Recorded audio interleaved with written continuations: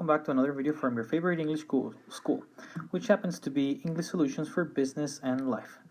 And this time around, we're going to be covering all the grammar that you're going to see in Unit 3 from your global book for you, pre-intermediate student. Okay, let me remind you that you can watch this video as many times as you want.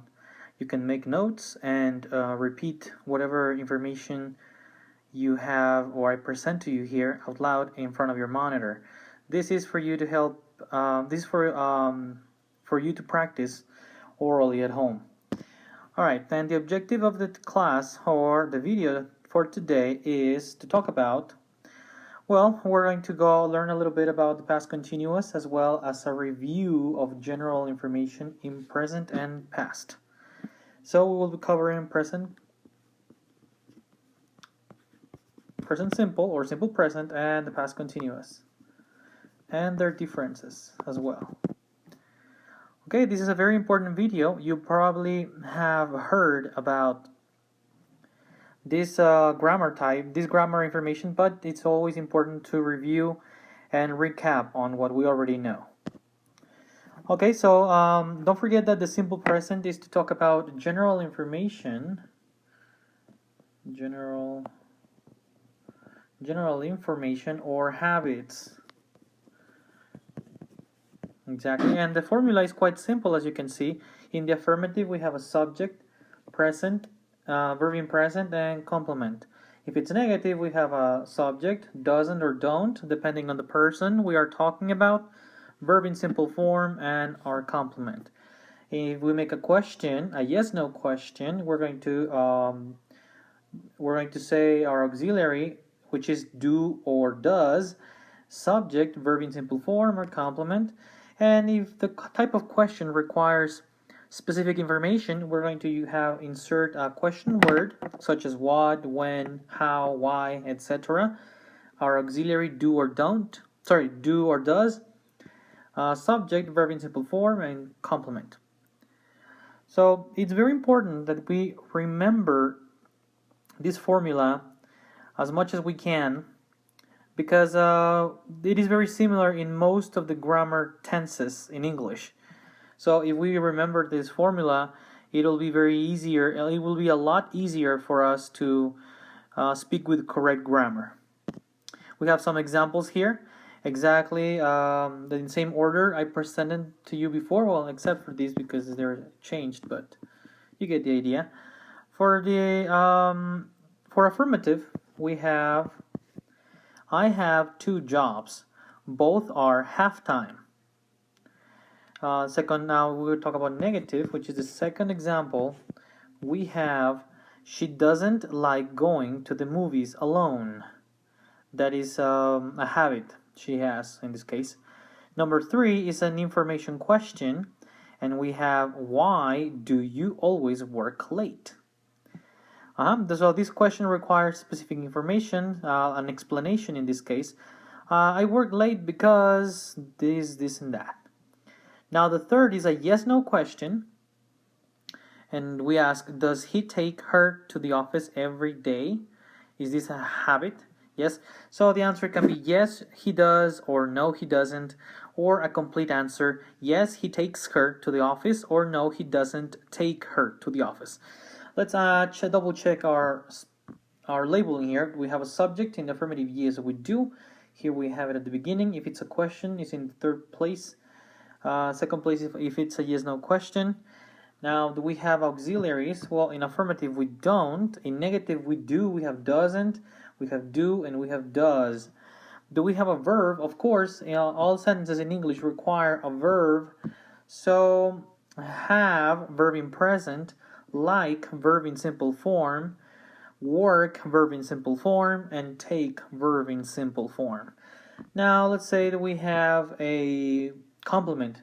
2 jobs, going to the movies, always and late, and her to the office every day. I skipped one thing. Well, if it's an information question, we have a question word here. So this is just a little reminder on how you create sentences in the present simple form Don't forget we use them for two functions, which are habits and general information. Let's move on now. Now let's do habits and general information in the past. Now this is a very simple and easy structure. All we have to do is insert the expression used to. It doesn't change in pronunciation, so you can have this or this, and the pronunciation is just exactly the same. You just don't forget that the spelling is different depending if it's an affirmative or negative or question. So our formula is quite simple. We have subject in affirmative, used to, verb in simple form, and complement. If it's negative, we have subject, didn't used to, verb in simple form, and complement. If we're making a question, we make a switch between, well, actually it's not a switch. We just insert did in the beginning, and we have did, in this case because it's the past, subject, expression used to, and the verb in simple form. Now let's continue. Let's give some examples of this. Example number 1. We used to play all the time when we were younger. We used to play all the time when we were younger. Number 2, negative. I didn't used to like vegetables. Notice that the pronunciation does not change even though one is in present and one is in past. Now, number 3, what shows did you used to watch 10 years ago? Alright, now remember that we're talking about something that was general or true in the past or was our habit in the past, such as watching a specific show, liking or disliking something, or do a specific activity with certain frequency. Now let's see if our labeling matches what we explained before. We have a subject here, yes we do, and a negative, we have I. Now we have here our subject after the auxiliary. Do we have an auxiliary? Yes, if it's negative. We have didn't for the past and did for questions. Now, do we have the expression used to? Yes, in all the cases we do. Used to, and used to. And do we have a verb? Yes, we do. We have verb play, verb like, and the verb watch. Do we have a complement to complete idea? Our idea? Yes, we do. All the time when we were younger, vegetables, 10 years ago, shows. And an information question, we just missed again the question word. Okay, let's move on. Now let's move on to the next item, which happens to be the past continuous. The difference between the past continuous and the simple past is that this one we're talking about, we're focusing on the progress. The action is in progress. It's happening at this moment. We're looking at it and it's in progress. That's why that's the only difference there is. And also we have a formula. We have the affirmative, which is subject, was or were, verb in ing. That's another important thing. We always use an ing verb whenever we use a continuous tense. And the complement. If we have negative, we have the subject, wasn't or weren't, and our verb plus ing, and the complement. If we're making a question, we can have a question word in the beginning, or if it's an information question, was or were, subject, verb plus ing, and the complement. If we're making a yes-no question, we start with was or were, subject, verb plus ing, and complement. Now let's look at some examples. Example number 1 is we were having lunch at 5.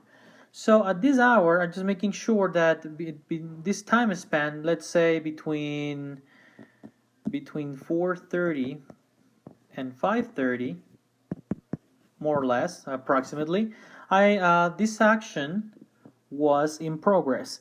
That's why we have the ing verb. So negative, she wasn't having much fun at the party. I missed a Y there. She wasn't having much fun at the party. So this means that during this event, while everybody was having fun, this person wasn't. This person was maybe was uncomfortable, maybe she didn't know anybody, maybe the type of people that were at the party were not the type of people she normally talks to or deals with or hangs out with. And well, now we have a question: why were you dancing with him? So we're asking for explanation. Why did I, when I saw you doing this in the past? Well, it's a question a jealous girlfriend or a jealous boyfriend would do, depending. Well, in this case, the most likely a person would be a guy asking a girl. Now let's look at our labeling here. We have our subject, we have we, and we have she. And in the question we have you. Do we have our auxiliary was or were? Yes, we do. Were because we're using we. Wasn't because we're using she. Were because we're using you. Do we have a verb in plus ing? Yes, we have having lunch, having fun, and dancing with him. Do we have a complement? Yes, we do. Lunch at 5, much fun at the party, dancing with him, and our question word. All right, let's move on to the next one. Before we recap and finish our video, I would like to give you a tip. One important thing: becoming fluent takes time. Don't rush and make sure your grammar is good before you go into speaking super fast. Practicing bad grammar makes mistake hard to correct. What does this mean? Many times some teachers or people will tell you that communication is more important, which is very true. It is something that you should always pay attention to.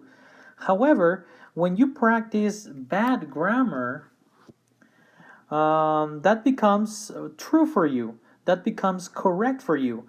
But doing that can lead you to never speaking correctly. And I'm pretty sure that you, as a business person or as a student or as a worker at a company, want to practice the best or use the best English you can do. So make sure that your grammar, take care of your grammar before you rush into speaking. Why? Because it's much more difficult to reverse these mistakes once they are in your speech, once you practice them for a long time. All right, before we go, let's recap a little bit. Don't forget that we're doing Unit 3. For you, pre-intermediate student, we checked at the grammar, which was a quick review of the present and the past for general information and habits, and the present continuous for actions that were in progress in the past. We looked at the formulas, gave some examples in past also with the expression used to. Don't forget that the pronunciation doesn't change, used to. We gave more examples. We also mentioned that the past continuous focuses on the progress of the action happening at the moment of speaking. And also don't forget that an ing verb is always necessary when using continuous tenses. We gave more examples. Follow the same formula over and over again. I know that it can be tiring, but it's very necessary and important. And we talked about a little tip. Alright, so this was Emmanuel Cruz at your service, and I hope that this video was useful for you. Whenever you have any more questions or any suggestions about the videos, please refer to Mr. Adrian, the owner of the school, so that you can we can have feedback from you and we can improve our work. Alright, so see you in our next video. Thank you very much for watching. Bye bye.